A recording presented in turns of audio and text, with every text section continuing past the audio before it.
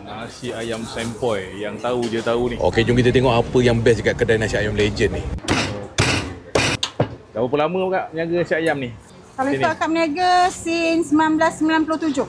Kalau ikut ada beberapa tempat lah, tapi yang tetapnya kat sini lah. Kat sini lah. Kalau nasi ayam macam ni RM9 je. RM9 je? Kenapa dia sempoi? Sebab selalunya kita akan curah sambal tu dekat sini. Tapi kalau nak minta asin pun boleh kita asin. Pun boleh. Ini set untuk family ke apa ni Kak?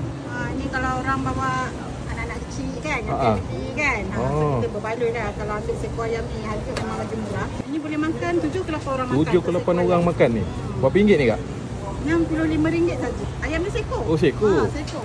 Apa nama dia tadi? Set nasi ayam pirana. Tapi pirana tak ada ayam Ayam je. Nasi goreng ayam. Senang je. Ke tepi bukan ke tengah. Telur. Okey, hari ni kita makan nasi ayam. Ada macam-macam jenis nasi ayam dekat sini. Nasi ayam yang basic macam ni, nasi ayam sempoi, dia punya signature, harga RM9 je guys. Tak sampai RM10. Nasi goreng ayam. Ni, goreng panas-panas. Pakcik tu tadi goreng kemain, berasap, berapi semua ada. RM11 je harga dia. Sedap guys, ayam goreng berempah dia. Rasa keruk. Nasi ayam rempah sepaha. Sepaha. So memang besar. Pergagasi jang.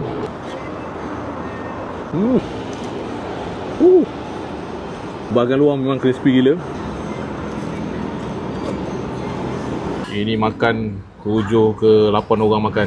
Kau-kau. Dia orang punya nasi ayam ni, dia orang pakai beras wangi. Dia punya nasi saja pun dah berlemak, wangi dan berasa. Bagi aku, dia punya ayam roasted memang the best lah. Cantik, isi dia juicy. Dia punya aroma panggang pun berasa. Boleh kata dia orang ni memang expert lah dalam bab nasi ayam ni. Nasi ayam sempoi yang tahu saja.